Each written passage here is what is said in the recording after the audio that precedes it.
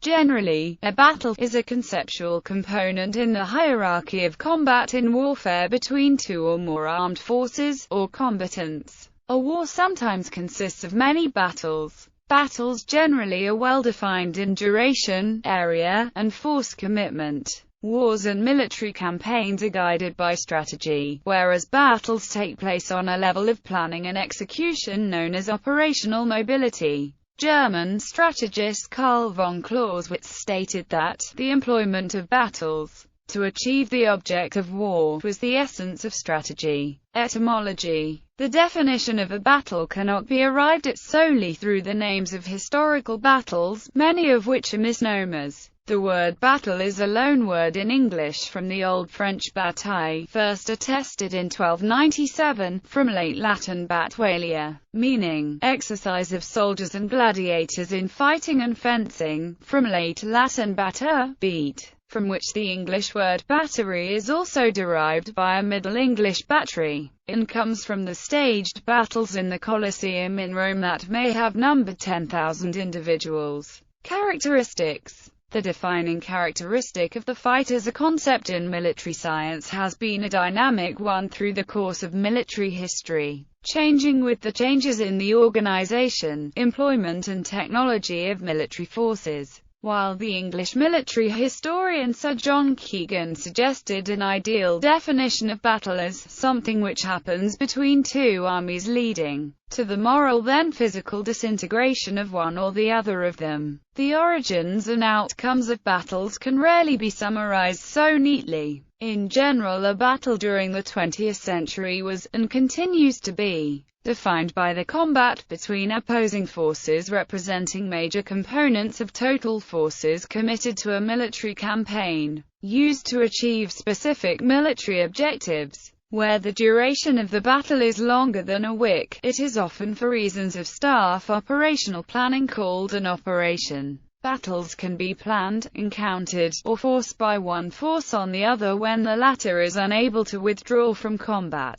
A battle always has as its purpose the reaching of a mission goal by use of military force. A victory in the battle is achieved when one of the opposing sides forces the other to abandon its mission, or to surrender its forces, or routs the other, i.e., forces it to retreat or renders it militarily ineffective for further combat operations. However, a battle may end in a Pyrrhic victory, which ultimately favors the defeated party. If no resolution is reached in a battle, it can result in a stalemate, a conflict in which one side is unwilling to reach a decision by a direct battle using conventional warfare often becomes an insurgency. Until the 19th century, the majority of battles were of short duration, many lasting a part of a day, and the Battle of Gettysburg were exceptional in lasting 3 days. This was mainly due to the difficulty of supplying armies in the field, or conducting night operations.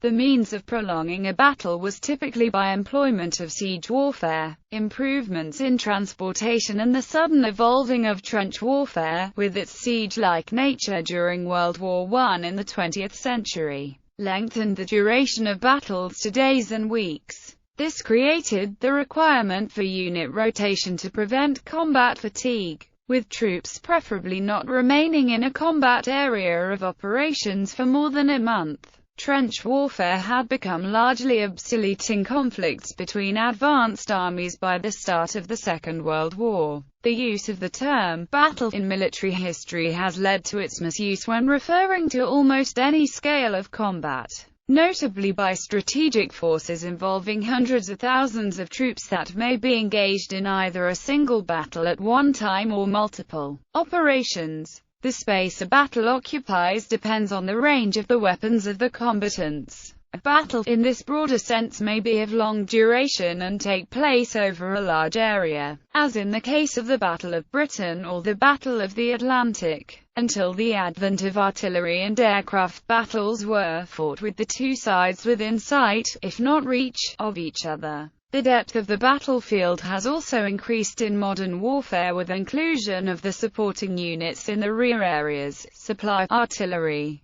medical personnel etc., often outnumber the frontline combat troops. Battles are, on the whole, made up of a multitude of individual combats, skirmishes and small engagements within the context of which the combatants will usually only experience a small part of the events of the battle's entirety. To the infantryman, there may be little to distinguish between combat as part of a minor raid or as a major offensive, nor is it likely that he anticipates the future course of the battle. Few of the British infantry who went over the top on the first day on the Somme, July 1, 1916, would have anticipated that they would be fighting the same battle in 5 months' time. Conversely, some of the Allied infantry who had just dealt a crushing defeat to the French at the Battle of Waterloo fully expected to have to fight again the next day. Battle space. Battle space is a unified strategy to integrate and combine armed forces for the military theater of operations, including air, information, land, sea and space. It includes the environment, factors and conditions that must be understood to successfully apply combat power, protect the force, or completed the mission. This includes enemy and friendly armed forces, facilities, weather, terrain, and the electromagnetic spectrum within the operational areas and areas of interest. Factors. Battles are decided by various factors: the number and quality of combatants and equipment, the skill of the commanders of each army, and the terrain advantages are among the most prominent factors. A unit may charge with high morale but less discipline and still emerge victorious. This tactic was effectively used by the early French revolutionary armies. Weapons and armor can be a decisive factor. On many occasions, armies have achieved victories largely owing to the employment of more advanced weapons than those of their opponents. An extreme example was in the Battle of Omdurman, in which a large army of Sudanese Mahdists armed in a traditional manner were destroyed by an Anglo-Egyptian force equipped with Maxim guns. On some occasions, simple weapons employed in an unorthodox fashion have proven advantageous,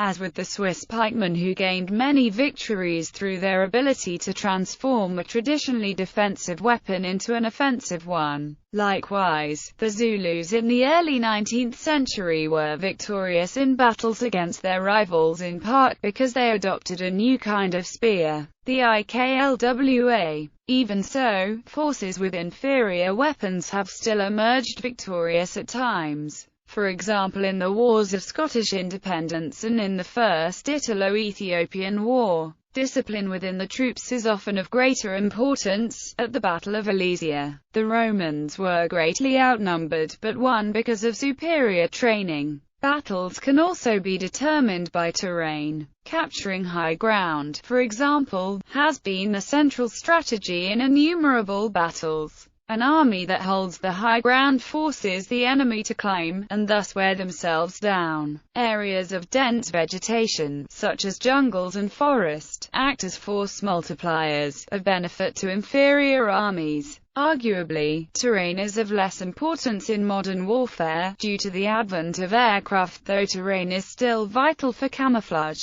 especially for guerrilla warfare. Generals and commanders also play a decisive role during combat. An army that can trust the commands of their leaders with conviction in its success invariably has a higher morale than an army that doubts its every move. The British in the naval battle of Trafalgar, for example, owed its success to the reputation of celebrated Admiral Lord Nelson. Types. Battles can be fought on land, at sea and, in the modern age, in the air. Naval battles have occurred since before the 5th century BC. Air battles have been far less common, due to their late conception, the most prominent being the Battle of Britain in 1940. However, since the Second World War, land or sea battles have come to rely on air support.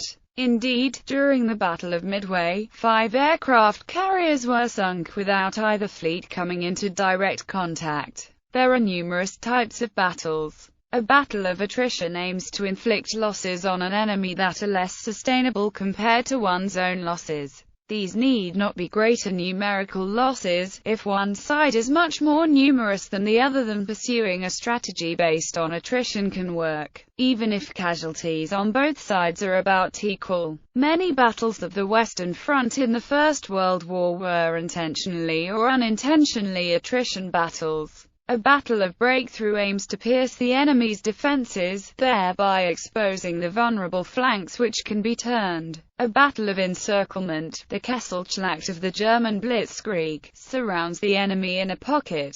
A battle of envelopment involves an attack on one or both flanks, the classic example being the double envelopment of the Battle of Cannae. A battle of annihilation is one in which the defeated party is destroyed in the field, such as the French fleet at the Battle of the Nile. Battles frequently do not fit one particular type perfectly, and are usually hybrids of different types listed above. A decisive battle is one of particular importance, often by bringing hostilities to an end, such as the Battle of Hastings or the Battle of Hattin, or as a turning point in the fortunes of the belligerents, such as the Battle of Stalingrad. A decisive battle can have political as well as military impact, changing the balance of power or boundaries between countries. The concept of the decisive battle became popular with the publication 1851 of Edward Creasy's The 15 Decisive Battles of the World. British military historians J.F.C. Fuller and B.H. Liddell-Hart, among many others, have written books in the style of Creasy's work. There is an obvious difference in the way battles have been fought throughout time. Early battles were probably fought between rival hunting bands as disorganized mobs.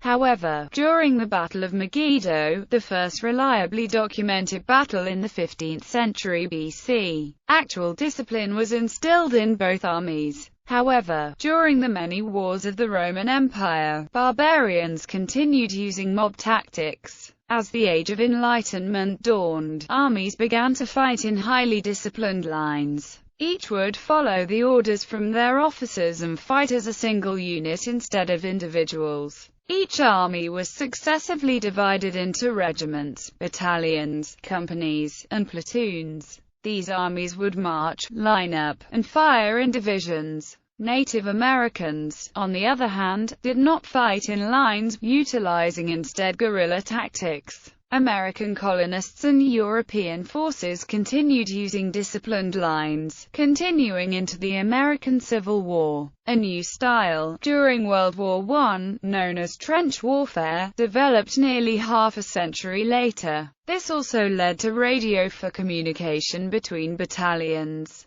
Chemical warfare also emerged with the use of poisonous gas during World War I. By World War II, the use of the smaller divisions, platoons and companies became much more important as precise operations became vital. Instead of the locked trench warfare of World War I, during World War II, a dynamic network of battles developed where small groups encountered other platoons. As a result, elite squads became much more recognized and distinguishable. Maneuver warfare also developed with an astonishing pace with the advent of the tank, replacing the archaic cannons of the Enlightenment age. Artillery has since gradually replaced the use of frontal troops. Modern battles now continue to resemble those of World War II, though prominent innovations have been added. Indirect combat through the use of aircraft and missiles now constitutes a large portion of wars in place of battles, where battles are now mostly reserved for capturing cities. Naval. One significant difference of modern naval battles as opposed to earlier forms of combat is the use of Marines, which introduced amphibious warfare. Today, a Marine is actually an infantry regiment that sometimes fights solely on land and is no longer tied to the Navy. A good example of an old naval battle is the Battle of Salamis. Most ancient naval battles were fought by fast ships using the battering ram to sink opposing fleets or steer close enough for boarding in. Hand-to-hand combat.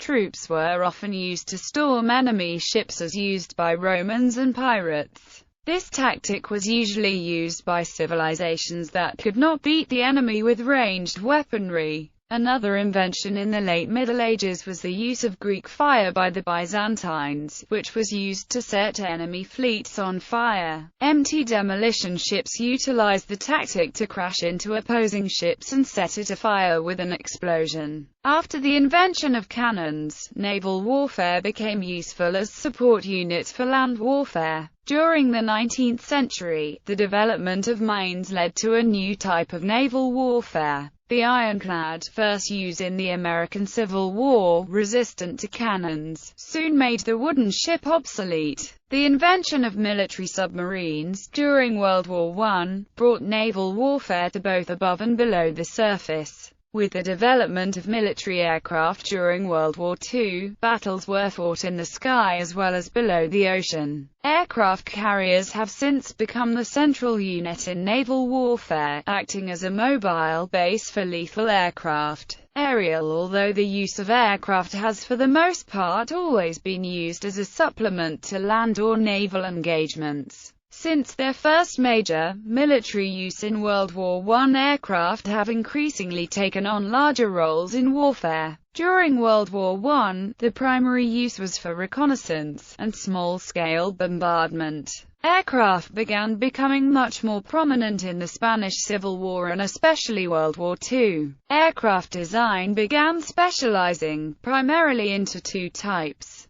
Bombers, which carried explosive payloads to bomb land targets or ships, and fighter interceptors, which were used to either intercept incoming aircraft or to escort and protect bombers. Some of the more notable aerial battles in this period include the Battle of Britain and the Battle of Midway. Another important use of aircraft came with the development of the helicopter, which first became heavily used during the Vietnam War, and still continues to be widely used today to transport and augment ground forces. Today, direct engagements between aircraft are rare. The most modern fighter interceptors carry much more extensive bombing payloads, and are used to bomb precision land targets, rather than to fight other aircraft. Anti-aircraft batteries are used much more extensively to defend against incoming aircraft than interceptors. Despite this, aircraft today are much more extensively used as the primary tools for both Army and Navy, as evidenced by the prominent use of helicopters to transport and support troops, the use of aerial bombardment as the first strike in many engagements, and the replacement of the battleship with the aircraft carrier as the center of most modern navies. Naming. Battles are usually named after some feature of the battlefield geography, such as the name of a town, forest or river, commonly prefixed Battle of. Occasionally battles are named after the date on which they took place, such as the glorious 1st of June. In the Middle Ages it was considered important to settle on a suitable name for a battle which could be used by the chroniclers. For example, after Henry V of England defeated a French army on October 25, 1415, he met with the senior French herald and they agreed to name the battle after the nearby castle, and so it was called the Battle of Agincourt. In other cases, the sides adopted different names for the same battle, such as the Battle of Gallipoli, which is known in Turkey as the Battle of Çanakkale. During the American Civil War, the Union tended to name the battles after the nearest watercourse, such as the Battle of Wilson's Creek and the Battle of Stones River, whereas the Confederates favored the nearby towns, as in the battles of Chancellorsville and Murfreesboro. Occasionally both names for the same battle entered the popular culture, such as the First and Second Battle of Bull Run, which are also referred to as the First and Second Battle of Manassas. Sometimes in desert warfare, there is no nearby town name to use. Map coordinates gave the name to the Battle of 73 Easting in the First Gulf War. Some place names have become synonymous with the battles that took place there, such as the Passchendaele, Pearl Harbor, the Alamo, Thermopylae, or Waterloo. Military operations, many of which result in battle, are given code names, which are not necessarily meaningful or indicative of the type or the location of the battle. Operation Market Garden and Operation Rolling Thunder are examples of battles known by their military code names. When a battleground is the site of more than one battle in the same conflict, the instances are distinguished by ordinal number, such as the First and Second Battles of Bull Run. An extreme case are the 12 battles of the Isonzo, 1st to 12th, between Italy and Austria-Hungary during the First World War. Some battles are named for the convenience of military historians so that periods of combat can be neatly distinguished from one another. Following the First World War,